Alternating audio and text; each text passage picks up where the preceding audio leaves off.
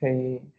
All right. So when we look into if you want to talk about follow exactly what the syllabuses are teaching, it is under that chapter 4. Chapter 4 mainly we talk about the big topic here. The big topic is include for two things. One is the forces and energy. So when we look into forces and energy, the first ever subtopics that we would need is something that let me just write it in the short form, C4.1. So in terms of 4.1, we learn specific things. We call that as a work and energy. Let's understand what is the basic of the work and energy first. We know that I want to convert the energy, let's say, for example, when I want to convert from electrical energy to become light energy, you need a work to push it through or to move it. We call that as a work. So first of all, since we mainly focus in the work in these situations or energy, the SI unit, we always standardize the SI unit first. What is the unit that we use it for work? Do you remember?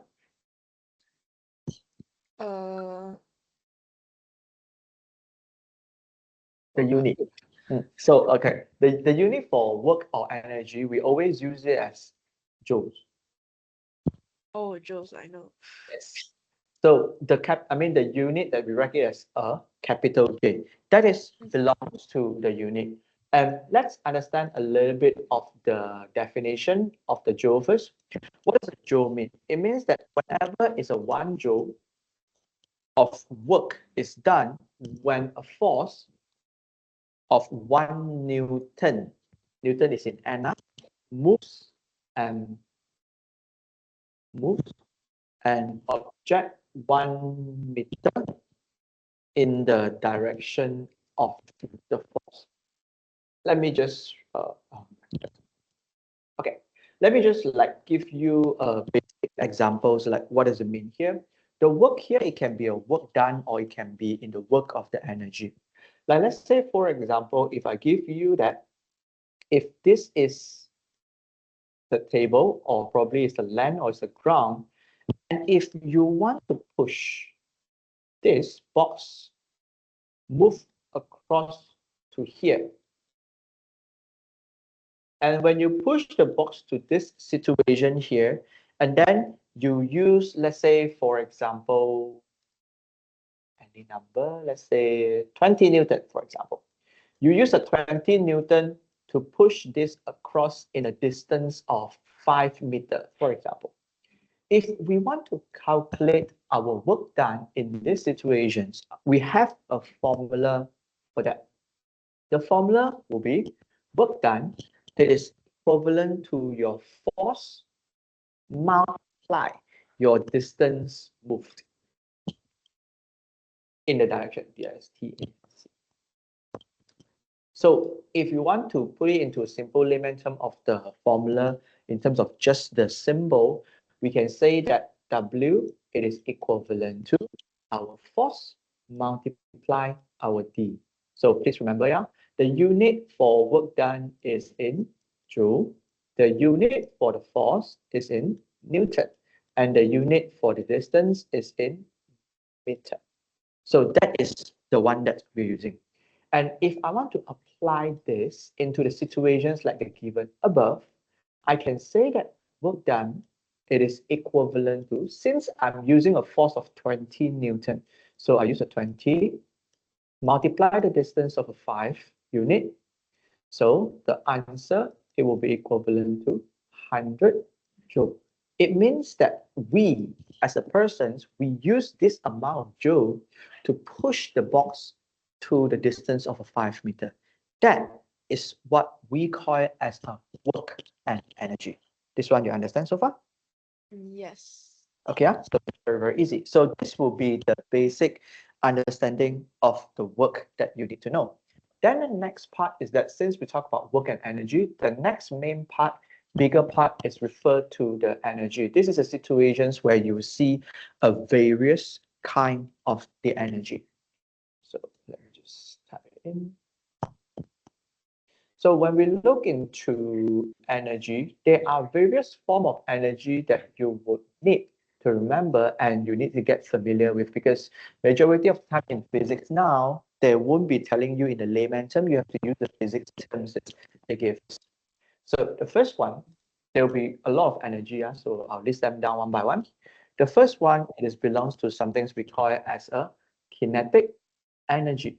What is exactly a kinetic energy? Always remember, when there is an energy due to motion or something we can say that is moving, we call that as a kinetic energy. Let's say, for example, when you are running, that's kinetic energy. When the car is moving, that's kinetic energy as well. Okay, that's the first thing. Then the second thing, we talk about potential energy. Now, this is a situation where I need to separate up already. When we talk about potential energy, there are two main type of potential energy. First and second. So what makes the difference between the two potential energy will be the first one, I'll type it first, then only later pull it up. We call that as a gravitational potential energy. And then another one, we call it as a elastic potential energy. Some people call it as elastic potential energy. Some people call it as a strain energy. Okay.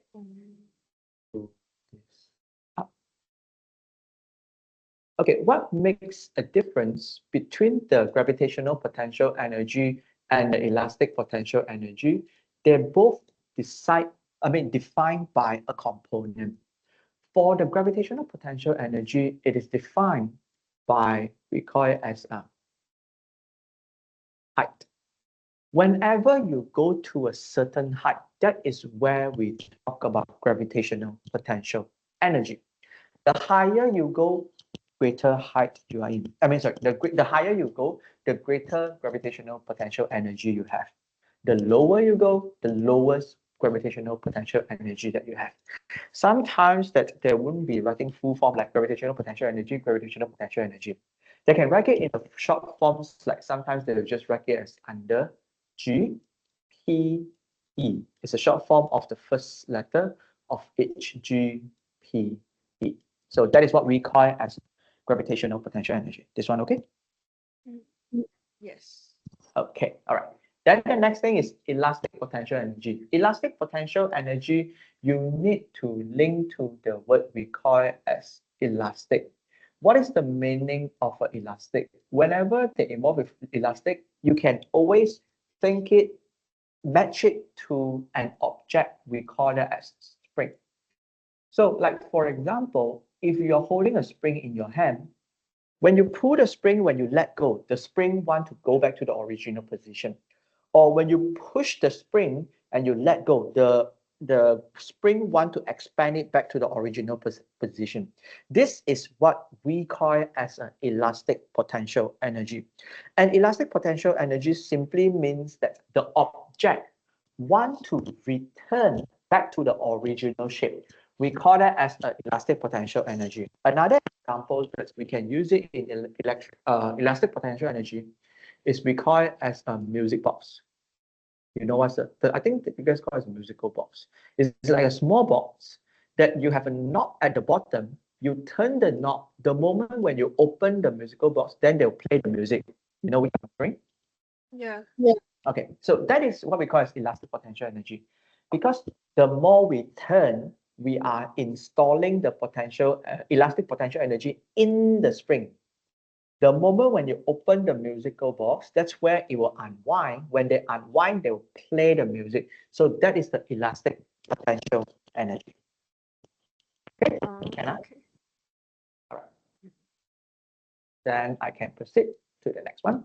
The third one is what we call it as a chemical potential energy. So what is exactly chemical potential energy? Another word for chemical potential energy, sometimes they call it as a store energy. This is very, very easy. Examples, the food you eat, The moment after eating, you feel more energetic. That is a chemical potential energy. Or if you do not want, you can think of it another thing. When you burn any of things that creates a heat energy, that is also belongs to a chemical potential energy. For example, atomic bomb. Atomic bomb is a form of an energy as well. It belongs to a nuclear potential energy, not exactly a chemical. Chemical, you can always think of it like the food that provide you the muscles to move. That's what we call as chemical potential energy. Okay. Okay, then the fourth one will be electrical potential energy. So when we look into electrical potential energy, it's all the energies that involved with electricity. Then you know it's under electrical potential energy. Then followed by nuclear potential energy. Or some people, they can just call it as a nuclear energy. It's not compulsory that you can the chemical potential energy, you can call it as a chemical energy as well. The electrical potential energy, you can also call it as an electrical energy as well. So you don't have to write the word potential. The potential here, it is referred to that the energy is stored inside or is being saved into the component. It's like a nuclear potential energy. The energy is stored in the nuclear. The moment when they activate the nuclear, they will generate a large amount of heat. And that amount of heat is what we call it as the nuclear energy converted become a heat energy. Okay, all right. Then the next component, it is belongs to thermal energy. What is exactly a thermal energy? I believe it's much more familiar for you if you see this word, heat energy. Yeah. So, yeah. So sometimes we use a heat energy. Sometimes we use a thermal energy. Both are acceptable. But a lot of students, yeah, will tend to forget that this component. Imagine, imagine that if let's say this is the ground. Let me just, okay. Let me just write the last energy because I want to fully utilize this screen. The seven. The last energy we call it as a radiated energy. A radiated energy, you can think of it like sunlight. Sunlight is a radiated energy. UV light is a radiated energy. Even our visible light, it's also the radiated energy. What is visible light? The monitor that you see, it generates lights out. So that is a radiated energy as well. Oh, okay. So let's take a look at thermal energy. Let me further elaborate a little bit about thermal energy. A lot of students tend to forget this one. Let's say, for example, let's say this is you, okay? You are on the ground and you are throwing a ball upwards. The moment when you throw the ball upwards, and then the ball will come back down and hit the ground. When the ball hit the ground, this situation, this is also have an energy, we call that as a thermal energy. A lot of people will think, how is it that whenever it's hitting its thermal energy, it's kind of impossible? But think of it this way. I believe you have been to situations where when you clap your hand for a long period of time, what do you feel in your hand? Heat. Exactly. So you see, the moment when there is any of the collisions or this moment of the hitting part, that's where some of the energy is being wasted to the thermal energy. And this is also what we call it as a thermal energy. Of course, not only thermal energy, there will be another energies that you will definitely see or you will definitely hear. We call that as a sound energy because we know when anything's hit on the ground, there will be a sound, and that sound energy and thermal energy is considered as the wasted energy. Okay. Okay, get it here so far? Yeah? Yes. Okay, now there's one more things that I need to point out, especially for two components. Let me just kinetic energy, I name it as KE, and then gravitational potential energy, I name it as GPE. I want to use this to explain a little bit of the energy being transformed. You will specifically learn it again in the third part later, but let me introduce this to you first. Let's say, for example, when you play roller coaster. Do you play roller coaster? I don't like roller coaster. But have you played before? Similar. I know how it Si- works lah. okay. Oh, honestly speaking, I don't dare to play roller coaster. Even until now, I don't. I've played a roller coaster, but I got cheated first. Then only I know it's a roller coaster. Oh. I mean, I have a certain of the experience that I've seen people like fell down from a roller coaster. So yeah, Oh yeah. it creates a trauma to me. So I don't. Yeah. Okay. So like let's say for example in this situation, imagine that this is a trolley or it can be a roller coaster. We know that a roller coaster or trolley is when it goes down, it will be on the ground here. Now, what is the thing that I need to bring it up here? In this situation here, you will see that the energy is being converted. That means that the energy is being transferred from one point to the other point. When I say one point to the other point, I'm not referring to exactly locations. I'm referring to the energy is being transformed to one part to the other part. So like, let's say, for example, in the first situation, let me just name this as a first situation. This is a second situation. The first situation, as we can see from here, there is a specific height for the roller coaster. This is what we call it as GPE, gravitational potential energy. Because you are at a certain height, start to fall down. When you fall down to this situation, whatever things of this trolley is moving forward and this being converted become a kinetic energy. That means that this entire process or the roller coaster concept, it is your gravitational potential energy, GPE. It's being totally converted into the kinetic energy. That is what we call as the conversion in the energy of a GPE to kinetic energy. So whenever it's converted from GPE to kinetic energy, it's not like immediately respond from 0 to 100 and then 100 to 0. No. If you want me to put it into a percentage, the percentage will be like this. Let's say, for example, in the top is 0% KE, 100% GPE. Then whenever it's in the middle, they'll become 50% KE and then 50% GPE. Then at the end, when it go horizontal KE, this is where you have a 0% GPE. And then the last part, it will be 100% KE. So you can see that as the height drop, the energy is being converted to the kinetic energy. Therefore, the kinetic energy, it's being in a motion. Therefore, it will go faster. That is the situations in terms of the basic energy that you need to know. Okay? Okay. Okay. All right. There will be a few more of the unit that I do not know whether you still remember, or I don't know whether you've learned this, but anyway, I'll run through with you. Mm. We know that, like, let's say, for example, just draw a line here. Okay, I just write it here. So 1 kilojoule. We know, do you know that kilo is how many zero? 3. Yes, so we can say that 1 kilojoule is equivalent to 1000 joule. So this one, okay, no problem. What about 1 megajoule? You know how many zero? 5. No, 6. No, yes, Other the answer four. is 6. Yeah, so it's a 1 million.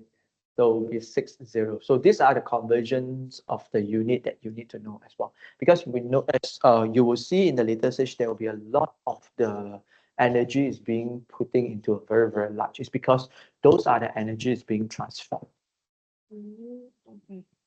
Okay, yep. So this will be the first small part of a 4.1 work and energy. I will stop recording, take a photo and send it in, okay? Mm. And then meanwhile, let me